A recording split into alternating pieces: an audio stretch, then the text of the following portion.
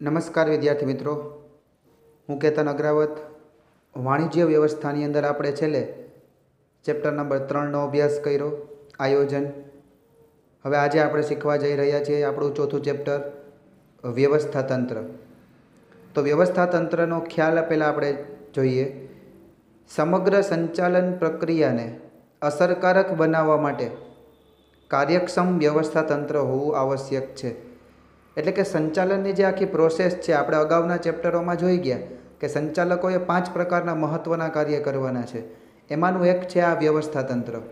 તો સંચાલકો જે નિર્ણય લેવાના છે, ધંધામાં જે કામ કરવાનું છે, અધિકારીઓ કર્મચારીઓ પાસે જે કામ કરાવવાના છે, આના માટે યોગ્ય પ્રકારનું વ્યવસ્થા તંત્ર જરૂરી છે. જો વ્યવસ્થા તંત્ર વ્યવસ્થિત ન હોય તો ધંધાનું કોઈ પણ કામ વ્યવસ્થિત રીતે થઈ શકવાનું નથી. વ્યવસ્થા તંત્રનો ખ્યાલ મૂળભૂત સમૂહ સાથે સંકળાયેલો છે. એટલે કે એકઠા થતા લોકો, સમૂહ એટલે એક કરતાં વધારે લોકો.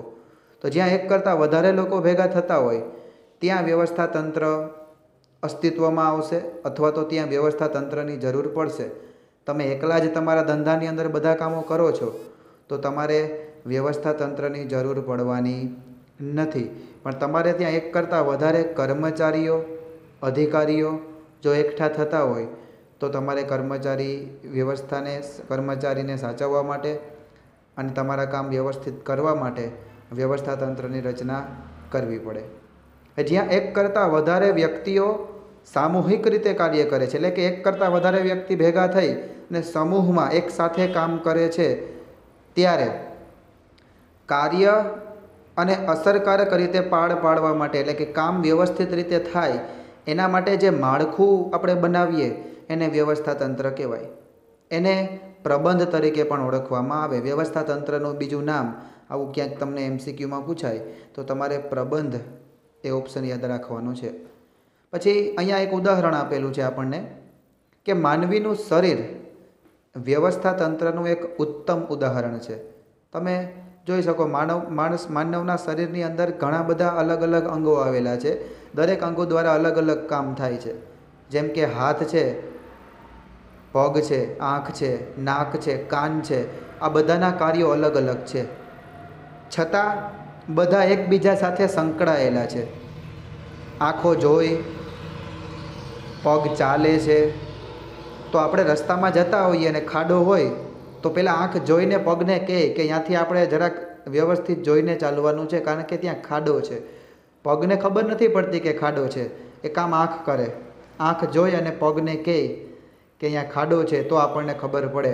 એટલે આંખ અને પગ આ બે એક જ શરીરના બે અંગો છે. એના કામ અલગ અલગ છે, છતાં બે એકબીજા માટે કાર્ય કરે છે. તો આવી રીતે માનવનું શરીર છે એક પ્રકારનું ઉત્તમ ઉદાહરણ છે વ્યવસ્થા તંત્રનું.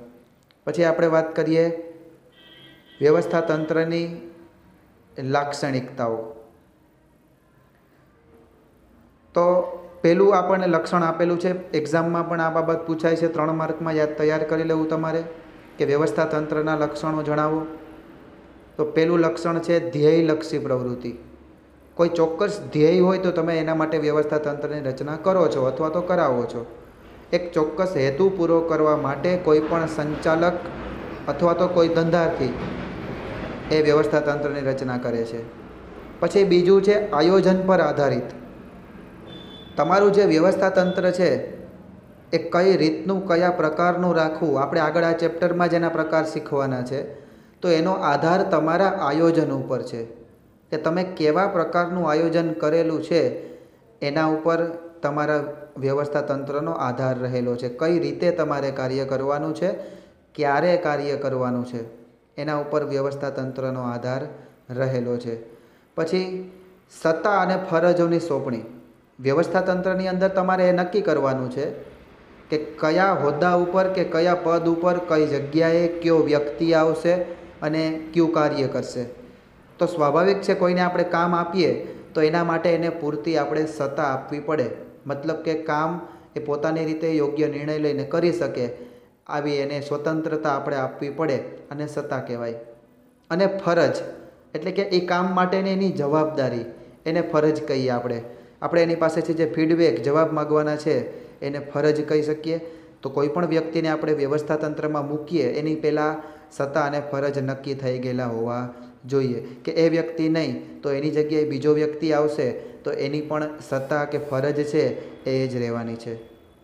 પછી માનવ પરિબળને મહત્ત્વ. તો વ્યવસ્થા તંત્રની અંદર આપણે માણસને મૂકવાનો છે અને માણસ પાસે કામ કરાવવાનું છે. તો એના માટે માનવ પરિબળ છે એનું ખાસ ધ્યાનમાં રાખવાનું છે. કારણ કે વ્યવસ્થા તંત્રની રચના કર્યા પછી એની અંદર આપણે માણસો મૂકશું તો આપણું કામ થવાનું છે. પછી પાંચમું છે પરિવર્તનશીલતા. સંજોગો પ્રમાણે, પરિસ્થિતિ પ્રમાણે અને સમય પ્રમાણે આપણું વ્યવસ્થા તંત્ર છે એ ફ્લેક્સિબલ હોવું જોઈએ, એટલે કે પરિવર્તનશીલ હોવું જોઈએ.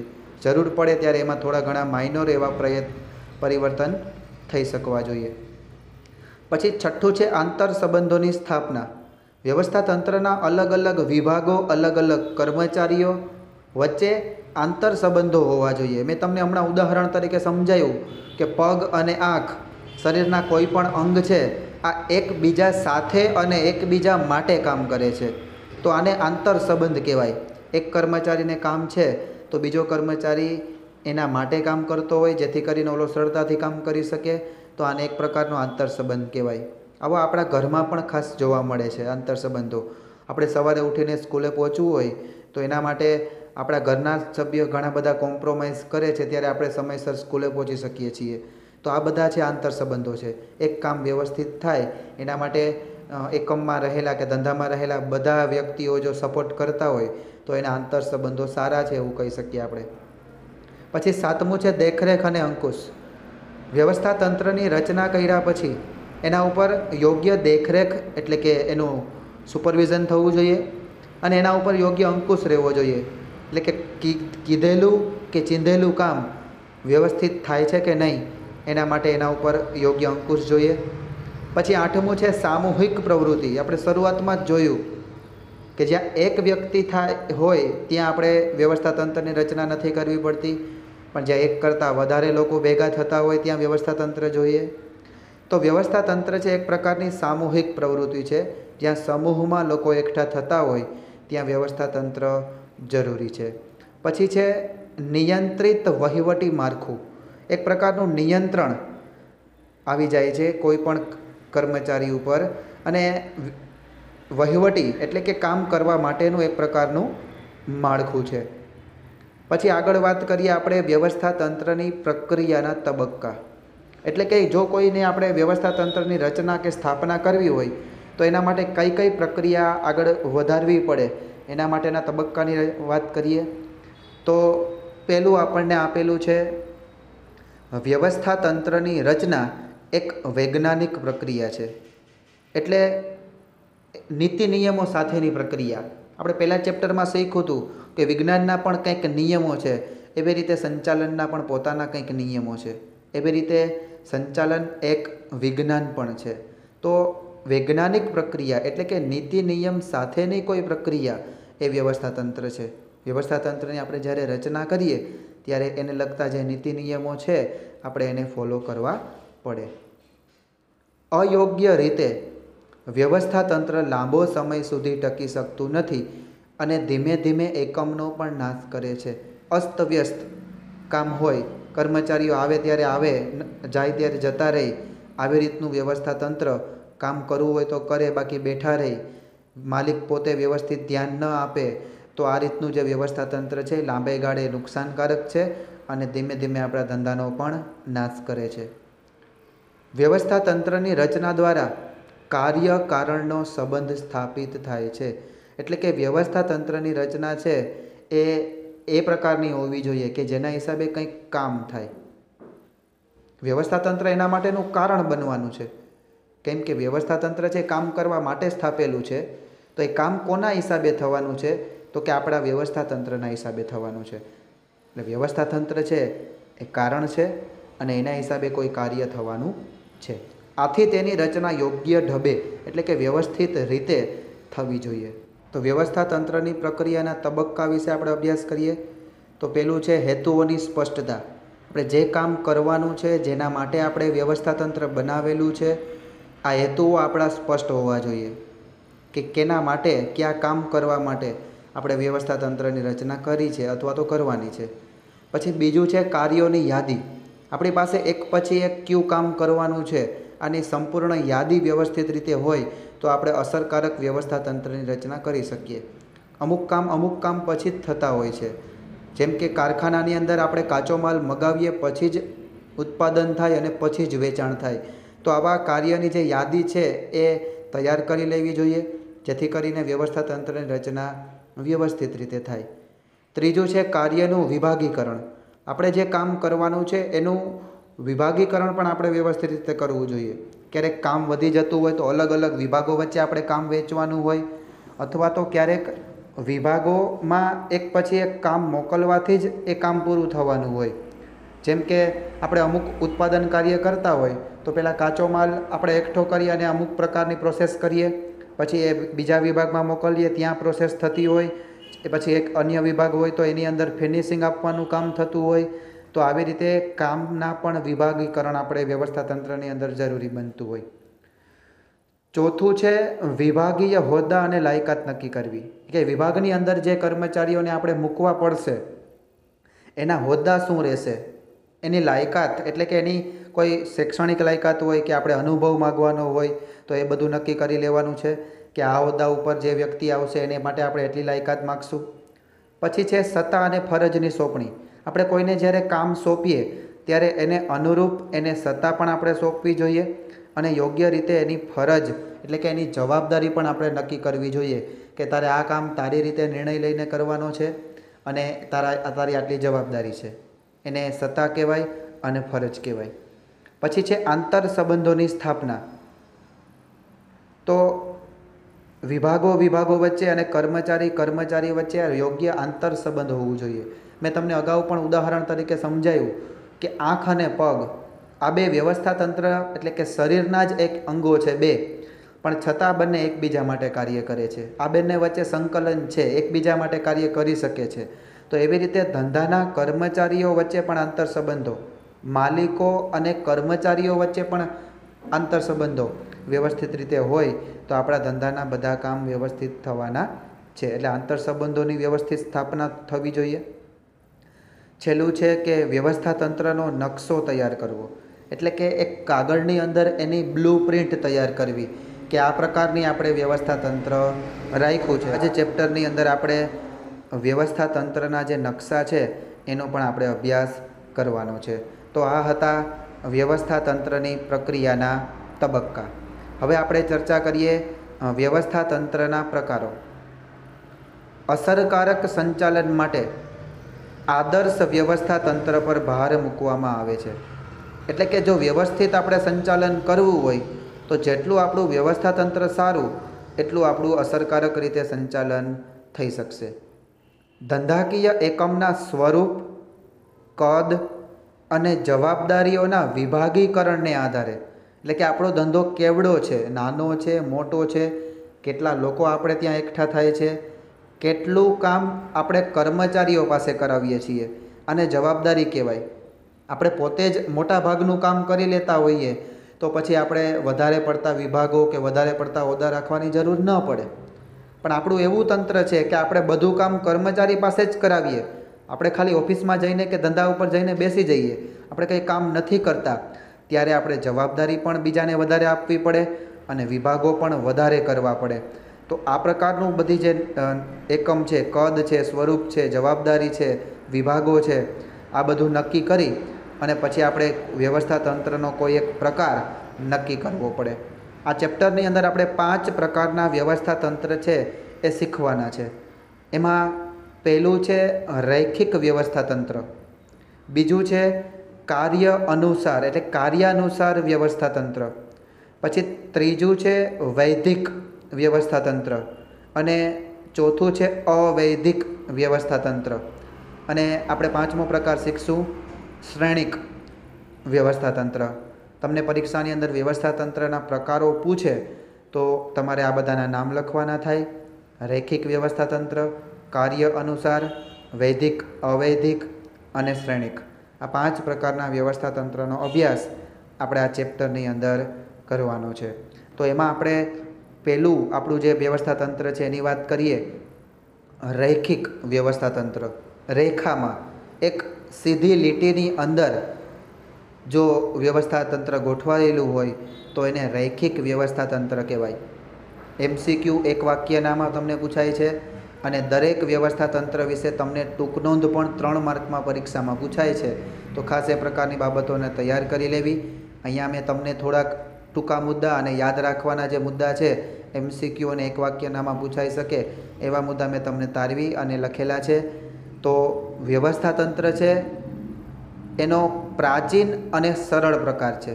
પહેલો આપણો જે પ્રકાર છે રૈખિક વ્યવસ્થા તંત્ર, આ એકદમ જૂનું વ્યવસ્થા તંત્ર છે અને સરળ પ્રકારનું છે, એટલે કે બધાને સરળતાથી એનો ખ્યાલ આવી જાય.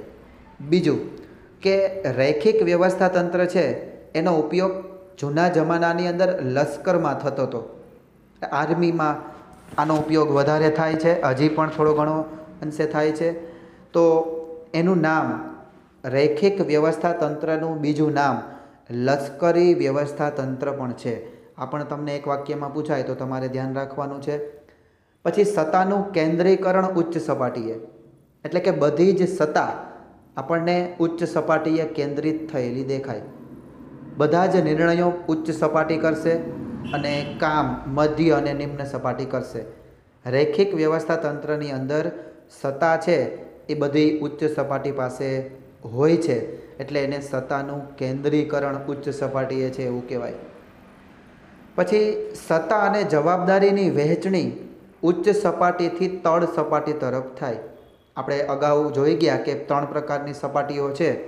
ઉચ્ચ સપાટી મધ્ય સપાટીને પાસે કામ કરાવશે, મધ્ય સપાટી નિમ્ન સપાટી પાસે કામ કરાવશે, નિમ્ન સપાટી પાછું કામ કરી અને એનું ફીડબેક મધ્ય સપાટીને અને ઉચ્ચ સપાટી તરફ મોકલશે. તો અહીંયા આપણે વાત કરી કે જે સત્તા અને જવાબદારી છે એની સોંપણી એક પછી એક સપાટી બાજુ થવાની છે.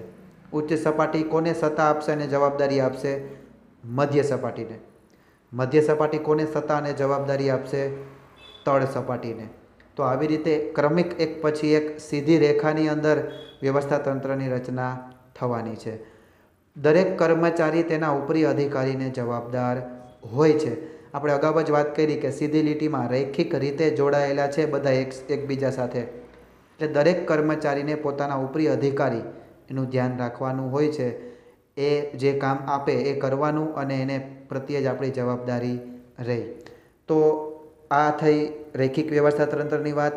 હવે આપણે એની રચના છે એ સમજીએ. તો આપણે અગાઉ વાત કરી એવી રીતે ઉચ્ચ સપાટી છે એની ઉપર કેન્દ્રિત થયેલી સત્તા છે.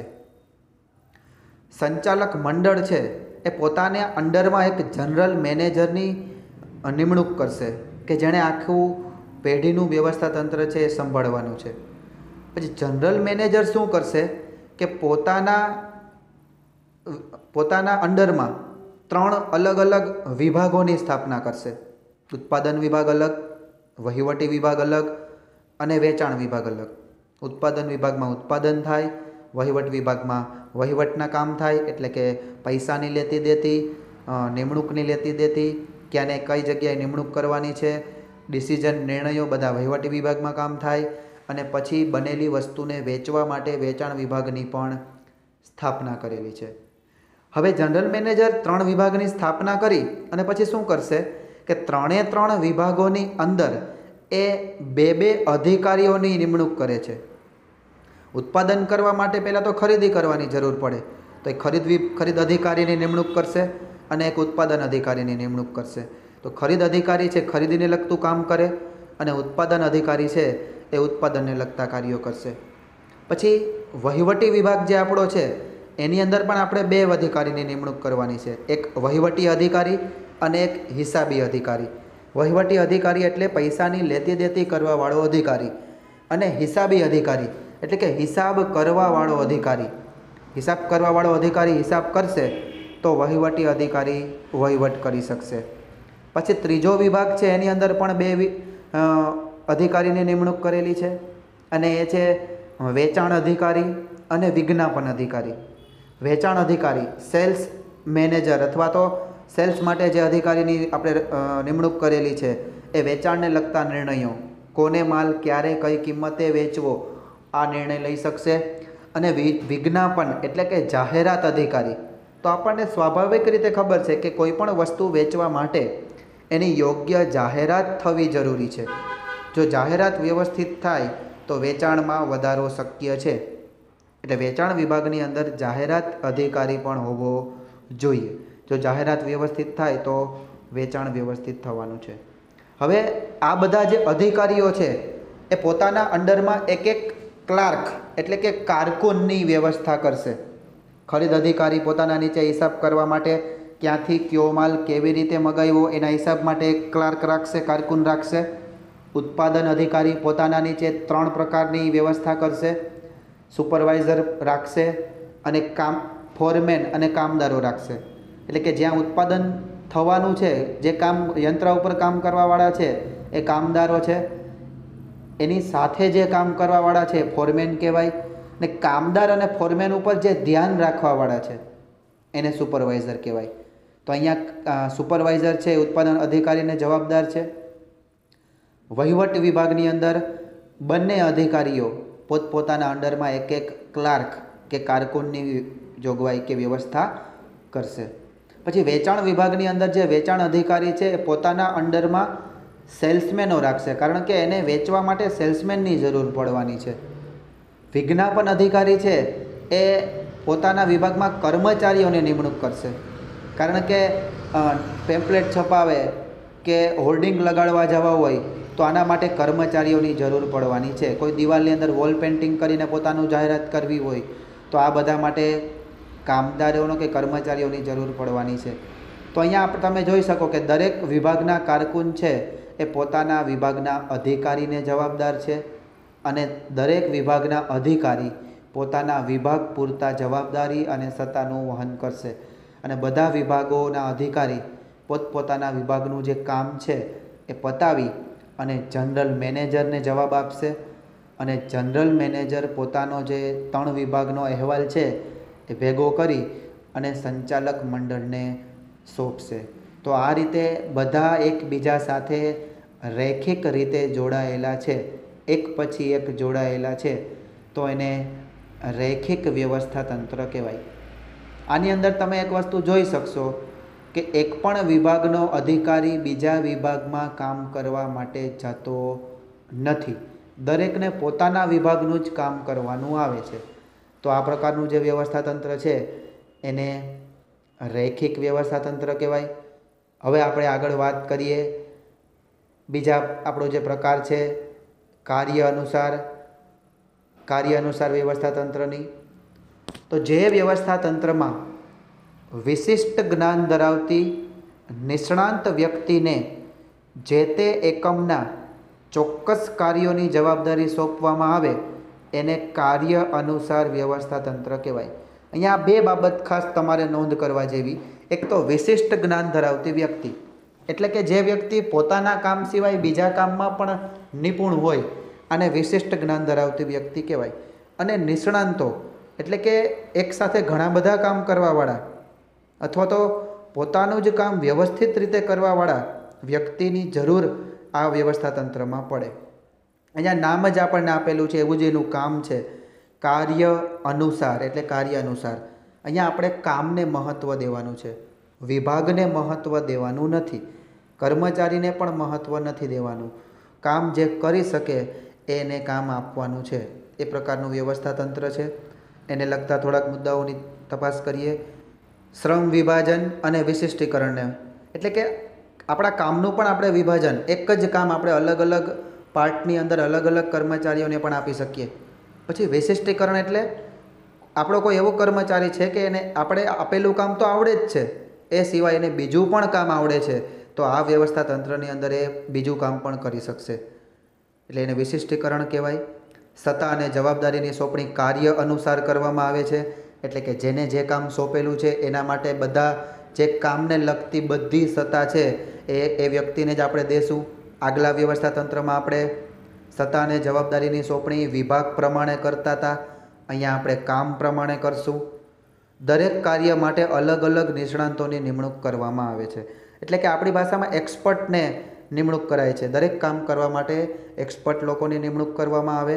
એટલે કામ સરળતાથી થાય, વહેલું થાય અને કોઈ કામ બગડતું નથી. નિષ્ણાંતો પોતાના કાર્યના વહીવટી અધિકારીઓ છે, જે પોતાને સોંપેલ કાર્ય માટે સંપૂર્ણ જવાબદાર હોય. એટલે કે આપણે કામ સોંપી દીધા પછી બધા જવાબો એની પાસેથી જ આપણે લેવાના થાય. સર્વોચ્ચ સત્તા મુખ્ય અધિકારી પાસે હોય. બધી સત્તા એક મેન અધિકારીઓ છે, મુખ્ય અધિકારી છે, કામને લગતો જે અધિકારી એના પાસે હોય છે. જે ધંધાકીય એકમમાં કાર્યોના સ્વરૂપમાં વધુ ભિન્નતા જોવા મળતી હોય તેવા એકમો માટે આ પ્રકારનું વ્યવસ્થાતંત્ર વધુ અનુકૂળ છે. એટલે કે એવા કોઈ ધંધા છે કે જેની અંદર અલગ અલગ પ્રકારના કામ થતા હોય, ત્યાં આ વ્યવસ્થાતંત્ર, કામ પ્રમાણેનું વ્યવસ્થાતંત્ર છે એ વધારે અનુકૂળ છે. જ્યાં વિભાગ પ્રમાણે કામ થતા હોય ત્યાં આપણે પહેલું વ્યવસ્થાતંત્ર જોયું એ પ્રકારનું વ્યવસ્થાતંત્ર વધારે અનુકૂળ છે. હવે અહીંયા તમે કાર્ય અનુસાર વ્યવસ્થાતંત્રની જે રચના છે એ જોઈ શકશો. અહીંયા આકૃતિમાં તમને દર્શાવેલું છે કે સંચાલક મંડળ છે મુખ્ય અધિકારીની નિમણૂક કરશે અને મુખ્ય અધિકારી પોતાના અંડરમાં 2 વિભાગની સ્થાપના કરશે. એક વહીવટ એટલે કે હિસાબ કરવા માટેનો વિભાગ અને એક કારખાના વિભાગ. આ બંને વિભાગની અંદર 4 અધિકારીની નિમણૂક કરવાની છે. વહીવટ વિભાગમાં પહેલાં સૂચના અધિકારી છે, જે સૂચનાઓ આપશે ક્યારે કોને કયું કામ કરવું. શિસ્ત અધિકારી છે, આ શિસ્તનું ધ્યાન રાખશે. હિસાબી અધિકારી છે, આ હિસાબોનું ધ્યાન રાખશે. માર્ગદર્શન અધિકારી એટલે કે સજેશન આપવાવાળા, એ માર્ગદર્શન આપશે બધા વિભાગમાં ને બધા લોકોને. પછી જૂથ અધિકારી છે, એટલે કે જ્યાં એક કરતાં વધારે લોકો ભેગા થવાના છે, આ કેવી રીતે કામ કરશે એ જૂથ અધિકારી નક્કી કરે. ઝડપ અધિકારી એટલે કામ કરવાની સ્પીડ, ઝડપ યોગ્ય રીતે હોવી જોઈએ. ખોટી રીતે વધારે પડતી ઝડપથી કામ થાય તો કામ બગડે, અને જો જરૂર કરતાં ઓછી ઝડપથી કામ થાય તો કામ સમયસર પૂરું થતું નથી. એટલે ઝડપ અધિકારી છે એ દરેક કામ યોગ્ય ઝડપે થાય છે કે નહીં આના માટેના પગલાં લેશે. ગુણવત્તા નિયંત્રણ અધિકારી એટલે ક્વોલિટી મેન્ટેન કરવાવાળા, જે વસ્તુ કારખાનામાં બનવાની છે એની ક્વોલિટી કે એની ગુણવત્તા બગડવી જોઈએ નહીં, આવું જે કામ છે એ ગુણવત્તા નિયંત્રણ અધિકારી કરશે. સમારકામ ઇજનેર એટલે કે રિપેરિંગ કે મેન્ટેનન્સવાળા, કોઈ પણ યંત્ર બગડે, ક્યાંય કોઈ બીજો ફોલ્ટ થાય તો બધાનું રિપેરિંગ કે સમારકામનું જે કામ છે એ સમારકામ ઇજનેર સંભાળશે. હવે અહીંયા તમે જોઈ શકો કે દરેક કર્મચારીઓ અને કામદારો એમાં અલગ અલગ એરો આપેલો છે. એટલે સૂચના અધિકારી છે એ કર્મચારીઓને પણ સૂચના આપી શકશે અને કામદારોને પણ સૂચના આપી શકશે. પોતાના વહીવટી વિભાગમાં પણ કામ કરશે અને કારખાના વિભાગમાં. ટૂંકમાં બધાને સૂચના એ જ આપશે. પછી શિસ્ત વિભાગનો અધિકારી છે એ વહીવટી વિભાગમાં તો શિસ્તનું કામ સંભાળશે, પણ એની સાથે તમે જો કે કારખાના વિભાગમાં પણ જો શિસ્તનું કામ હોય તો એ જ સંભાળશે. એવી રીતે દરેકમાં તમે જો તો 2 વિભાગની અંદર એરો આપેલો છે. એટલે કે અધિકારી છે એ પોતાના કામનું જ કામ કરશે, વિભાગનું કામ નહીં કરે.